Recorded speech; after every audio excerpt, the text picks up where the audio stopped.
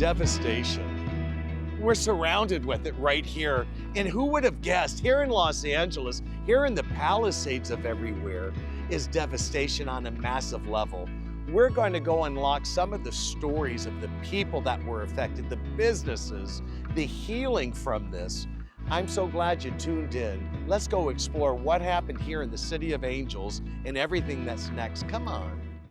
Welcome to the American Dream. The American Dream. You're watching The American Dream? The American Dream. Showing you the real estate, the lifestyle, the culture. Let's get this party started right now. Let's go do this. It is heating up once again. We're the Davids going up against the Goliath. Real stories in real neighborhoods with real experts. The staple of the neighborhood. Can't wait to present it to you. It's all about lifestyle. In your community. That's what this show, The American Dream, is all about. Cheers to your American Dream.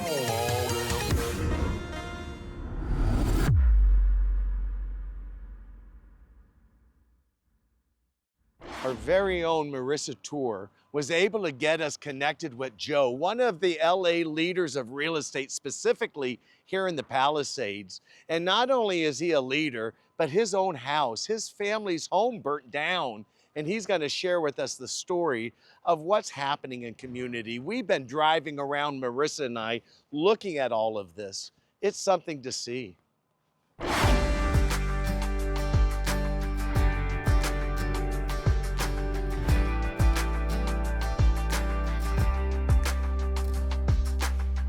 So we're here behind the scenes today in the Pacific Palisades, and let me tell you, it is quite surreal. It is quite something to see in person.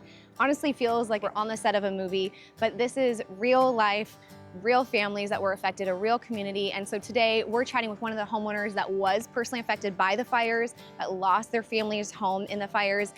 But on the flip side of that, it's also the story of the rebuild, the community coming back together, and the next steps for the Pacific Palisades. So come with me on today's very special episode covering the LA fires.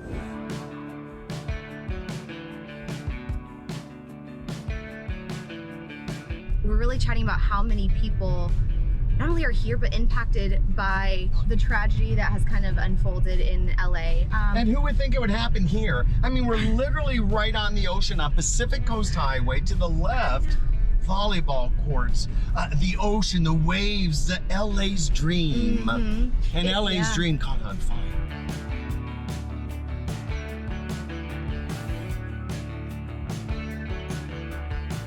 Wow. Okay, I think I see Joe right over here. Yep.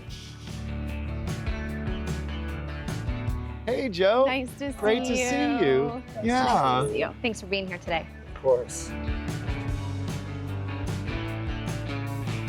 Well, thank you, Joe, for being open to meeting with us today and sharing a little bit about your story.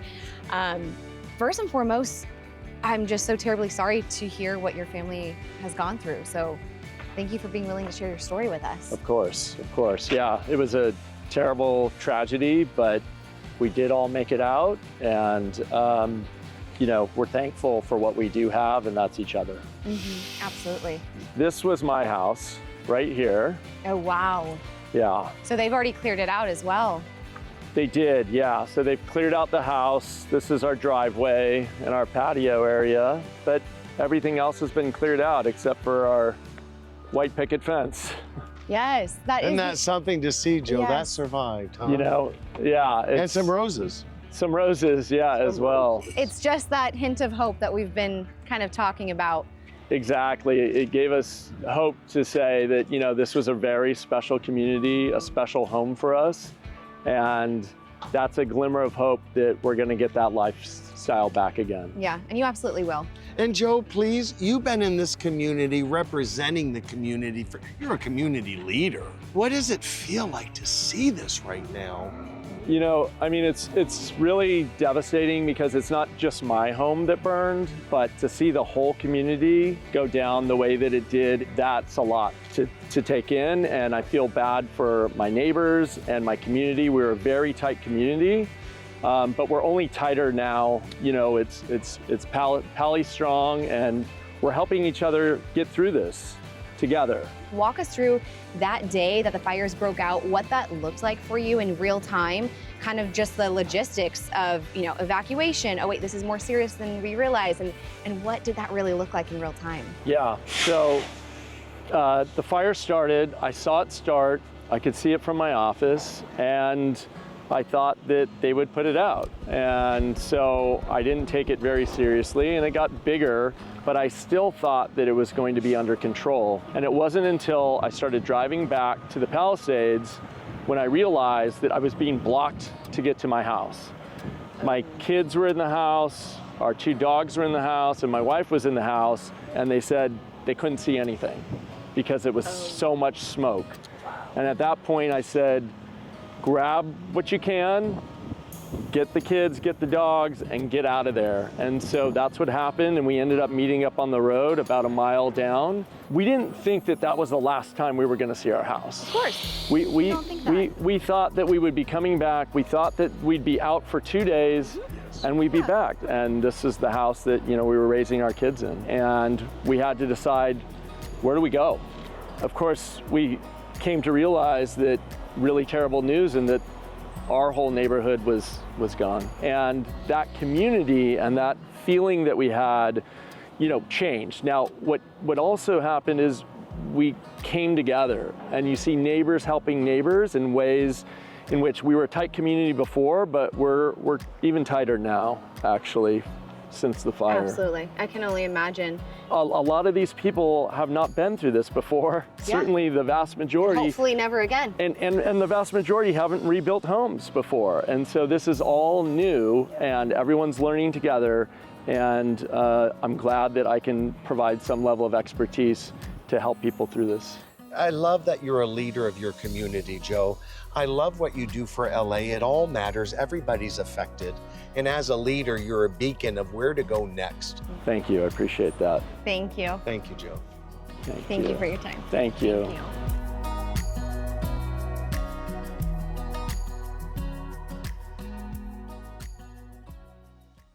Joe's story was really touching, and as I look around and I see the community and some of the flowers and the rebuilding going on, well, that's what brings us to Lloyd Fox. Lloyd was able to connect us with one of LA's premier home builders that's reconstructing one of the houses from the Malibu fires back in 2018. It takes a while to rebuild from devastation. Let's go visit with Lloyd now. Come on.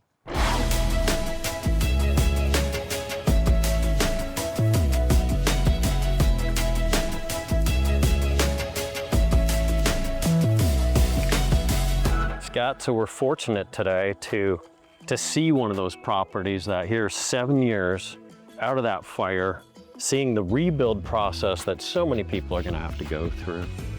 And we're meeting with one of the top builders here in LA, very high-end builder, Mbuya Builders, and we get the opportunity to meet with Warren today. So, and I think I see him inside right now.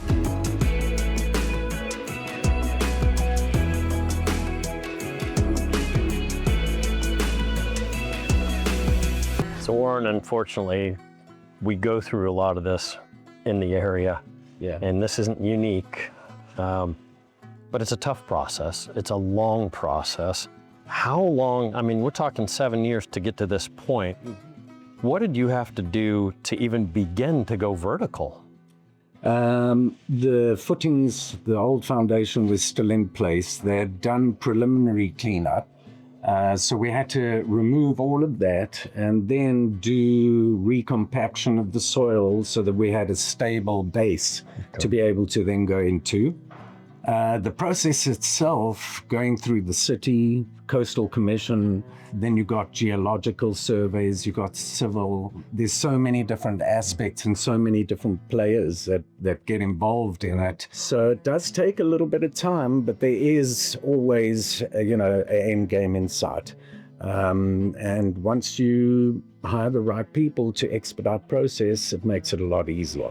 Yeah. How do you keep the homeowner on the high end rather than the valleys of this entire process? Because I'm sure there's the psychological component that you deal with as much as the structural one. Right. Well, I mean, the loss of a home is huge for anybody. Then the whole rebuild process, I think there was also just dealing with insurances and getting funding to be able to rebuild. And so he's on board every step of the way, making decisions on windows and doors and type and, style. And he'll be very involved in the finished product too, a product that they're going to understand through the process and then be able to really live and feel in the finish. And I think you told me they've stayed close to here, right? Yes. Because this is home for them. Yes. This is their sense of community. So there was no going anywhere else. That probably wasn't even a thought, Right. because you want to stay connected to all this as you go through the process. Absolutely. So now that you have the massing and he can feel it does start getting a little exciting. Now we have to deal with the restrictions we have with the structure as to how we're going to run all the services. Okay. And then once that's done, we're closing it up. Well, can we take a look around? Please, Yeah, please. let's do it.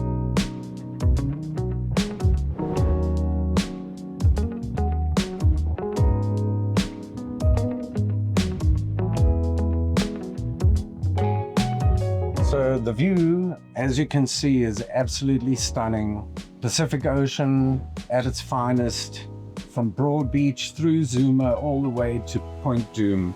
And it's not just the view. I mean, you can hear it all the way up here. That's what makes Malibu so special, huh? California so special. And, well, as I think about what makes it so special, Warren, those people that are watching us right now that have been affected, no matter where their home is, what would they need to know? How do they get a head start on their rebuild? Right, I mean, you've got to start in process with cleanup. Cleanup's going to be the first thing. So ultimately, you're going to have lab tests done to see if there's any hazardous waste on the property. If so, then you have to get a abatement company to come out and get rid of hazardous waste, and that would be your first round. Then you're getting a clearance from SAQMD, and once you have certification, you can go in and continue with demo and clearing site, taking out old footings, etc. We recommend rather leave your hardscape and keep everything on site stable, because if you are running through the process and it takes a couple of years and there's rainy season, you don't want mud and slush. You want to really contain as much as possible on the site. But there's a lot of people involved in putting something together, putting that package together so that you can submit to the city. And ultimately you get to a point where you're ready to issue and you can start your rebuild. So it's clear to me that, yes, you're building a structure here, but that's not everything. This location, this community, everything that builds a community. It's great to see this aspect of it, but it's also important for us to understand that people are fully invested in their communities, not just the structures that house them. Absolutely. That's, it's one thing to build the structure. It's another thing when people are really living in it and getting to rebuild relationships with their neighbors and feel safe again. Yeah. It's the rebuilding of lives in many regards.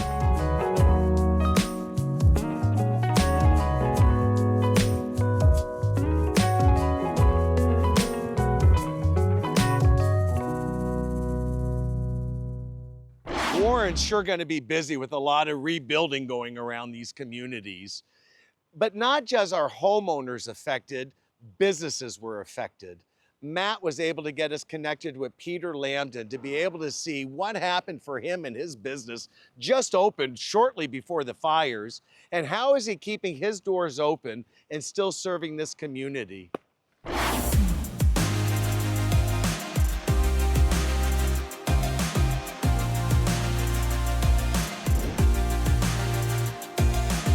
The recent fires that devastated Los Angeles were some of the most destructive in the city's history. But today we're at the Peter Lamden Salon at the edge of the Palisades, one of the businesses that was lucky enough to survive these fires. And he's going to share with us some of the rebuilding process and the spirit that's going to help this community come back together.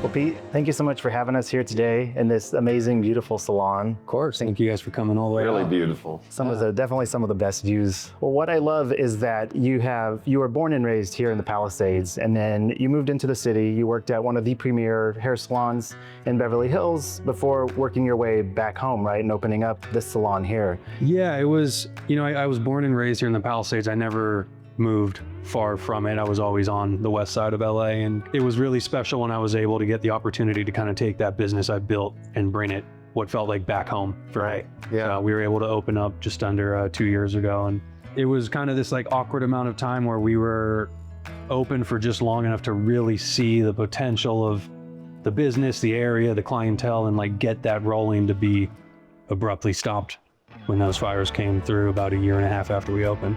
Of course, yeah. And once you got word of those fires, what was that process like for you as a person, but also as a business? Yeah, so we were here. We were working the day the fire started, and you can tell we obviously had a kind of front row seat to it. So we started getting the alerts on our phone the minute it was reported, and I just had a feeling immediately. We watched the fire build for about 15 minutes before it was really clear it was not going away. Fingers crossed, holding your breath to see which direction it goes. Right, and how fast. So we're right smack in the middle of what was the mandatory evacuation zone. So from the day the fire started, for about the following 5 or 6 weeks, we were inaccessible. Well, I love too that once you guys did get back open, of course, the goal is to get back to business and get the business running, but you guys didn't just go for that goal. You also set out to help the community, collect donations. Yeah. So of course, right when we got open, one of the priorities was like, how do we help? So one of the first things we did, we reached out to a bunch of brands that I had relationships with throughout my career, and they answered the call and went above and beyond. We got hundreds and hundreds of units of blow dryers and styling products and brushes and shampoos, conditioners, just things to help people feel normal and good. And, giving your family, your kids, yourself, a semblance of normalcy, makes it worth it. Right. And the big thing you mentioned the relief effort and the recovery. We're still in the early stages of that. Yeah. So your business is afloat, but this whole region has a whole recovery path ahead of us, and needs the support still. Yeah. And there's a lot that's still unknown. We know the Palisades will be rebuilt, the homes will be rebuilt, the businesses will be rebuilt. By who, for who, and what will they look like? Right. Will it be the same? There's a lot of different elements drawing them here. Yeah. Hopefully that spirit keeps most of the heart of this community coming back. And we've seen a lot of that. I think it speaks a lot to like how special and unique the Palisades is, that so few people are willing to walk away. So it's been real nice to see. And I love too that they get to come to a place like this, again, this incredible salon that you've, put your heart and soul into. And it really is, truly amazing with so many nice spaces. Can we see more of it and take a look outside? Absolutely.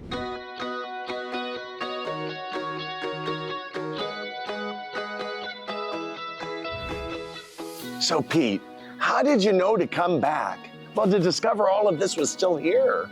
Yeah, I didn't know for a while. There was so much mixed reporting going on, and we're all checking our phones, but watching this all from home was just a little too uncomfortable. I had to check on my business.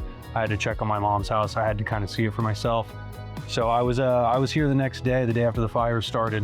One of the first spots I checked was here, just quick drive-by, buildings there, great, on to the next. I had probably a list of 20 addresses of friends of mine that had been texting me, hey, if you get in, can you check my house? And that was a emotional experience. I only got to tell one of them that their home was still there. Oh, wow. I knew the severity of it. We were going to be closed for a while. So I came in to get my scissors. Wasn't as easy as I thought. We had no power. It's a controlled access building. After convincing the National Guard to let me climb onto my own roof with a ladder and break in through the balcony, I was able to get some of my stuff out and see a few clients in the following weeks, go do some house calls and, try to stay busy and feel a little normal. Is the community coming back? They have. The community's come back faster than we anticipated, and as far as that normal, it's the new normal. It feels, surprisingly, the clients were back quicker than we thought, something to take themselves out of the the doom and gloom they've been in every day since this all started. I just love it. Pete, I love your spirit. I love your light. I love what you do for your community. The wood burned, but not the community. And the people that make community amazing. Well, it's people like you. Well, thank you. And yeah, it's stronger in the Palisades than anywhere I've ever felt it. Well, that's why we are the city of angels. Absolutely. Angels like you that make a difference. Thank you guys for coming out. I'm happy to share the experience. So powerful. Yeah. Thank you, Pete. Yeah. Thank you. Thank you for bringing us here.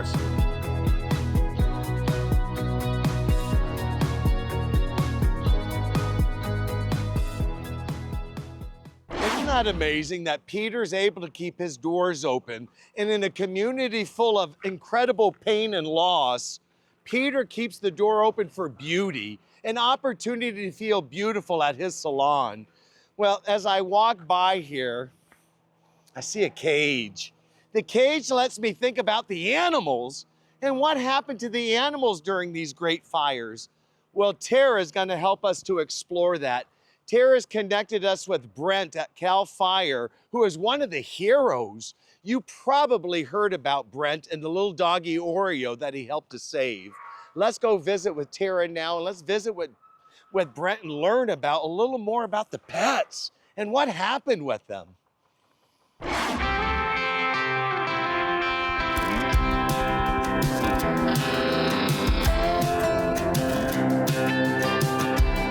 Scott, thanks for inviting me down to LA to see all of this. And today we're going to talk to Brent from Cal Fire, because as I was on the drive over here, I'm looking at all of the devastation. It reminded me of the 2017 Tubbs fire we had in Santa Rosa. And one of the things I really cared about then, and I care about now, is what happened to the pets. Exactly. So we're going to go talk to Brent right now. I can't wait for you to hear the story. We're all looking for somewhere to be found.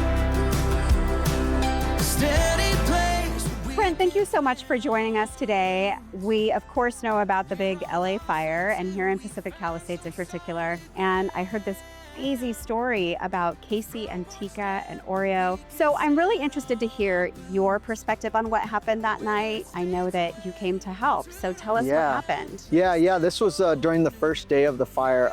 We were down by PCH, and that's where I met Casey. He described that he had to evacuate and that his 2 dogs were left behind in the house. So as an animal lover, and seeing that fire, the way it was moving, I was just like, these dogs are gonna be trapped here. Yeah. There's no way out of this thing. So I drove up here, and I could just see the smoke coming through the trees, and I knew the fire was close. But I could hear them barking. I knew they were inside. I got through the front door, and the dogs were hiding. So I just knew they were in this back bedroom. The electricity then went out. So I was like, okay, it's getting time to leave. I was able to get Tika, the older dog, to come with me at first, and that's what sparked Oreo's interest. I tried to grab her. She bit me a couple times and then just went running. Knowing that we didn't have much time, I grabbed Tika and we headed back out. Yeah, absolutely. Yeah. And how does that feel, knowing that you have to leave the dog behind? It felt terrible. I thank God they found Oreo alive. But, when I came back up here, all the houses around here were on fire. And I was like, at least I gave Oreo a chance. Yeah, not only did you give him a chance, but he did survive. Yes, I almost couldn't believe it, because if you look around here, all we have is chimneys standing, but he's a survivor. I was overjoyed. It was unbelievable. It makes it a feel-good story. I love it. Yeah, for sure. And moments like this, I think, helps us realize what's important in life, and it isn't things. Right, it isn't the material things. It's lives. Thank you so much for sharing your story. You're very welcome. It's incredible, isn't it? I mean, it's just incredible. I mean, it's the heroes in life that makes this city so special. Thank you for being such an incredible hero to the city of Los Angeles. Oh, it's my honor. It's been an honor to be able to do this and have a happy ending. I gotta say, thank you very much. You're very welcome. Gosh. You're very welcome. Thank you for having me. Thank you so much. You're very welcome, Tara. Thank you. I appreciate you meeting with us. Well, that was incredible. He's incredible. Yeah, that was an amazing story. I love the hope. I love the resilience. And my friend Tyler Rich is in town. He's on tour, and he also has a love of animals. Let's go talk to him and maybe check out his concert tonight. Oh, I love that. Let's go. After you.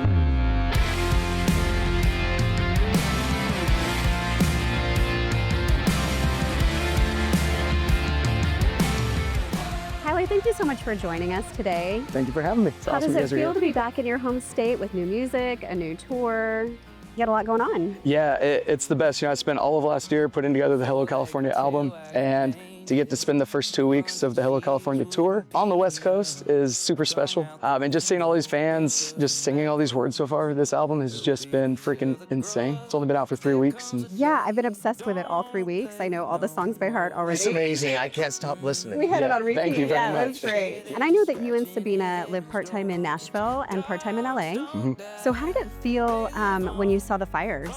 I mean, fires always suck, right? I come from Northern California where we are plagued by wildfires, but this one, I mean, was like literal hell on earth, right? It's just a peak feeling of just like helplessness. Just watching one of your favorite places burn down, and it's just devastating. It's brutal. Yeah, absolutely. Well, I know we both share a deep love for animals and people reuniting with their pets after the fires or during the fires. And I know that you use your platform to shine a light on shelter animals. Can you tell us more about Rich Rescues? Yeah, so Rich Rescues is my little pride and joy. I love animals with my whole heart. So we created Rich Rescues as a touring initiative where, as long as we have time in our crazy schedule, the goal is usually 1 or 2 shelters a week, and just raising awareness to the fans in that city. There's so many cool, unique things that amazing people in these communities are doing. And so just letting our fans know about it and how they can help. We showcase the special case animals, the dog that's been returned 3 times, the dog that's got 3 legs but is faster than all the other dogs. And I actually got my dog Yukon from a Rich Rescues visit. Yeah, he's been with us for about 3 years now, and it's, yeah, super sweet. And I just love what you do. Thank you for making such a difference. Thank you. I appreciate you. Wow. It's gonna be a fun show. Let's do it. Let's go.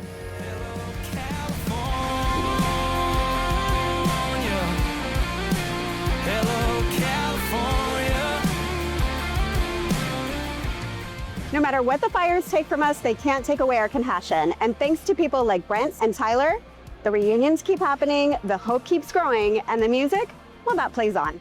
I'm gonna go find Scott. We're gonna watch the rest of this concert.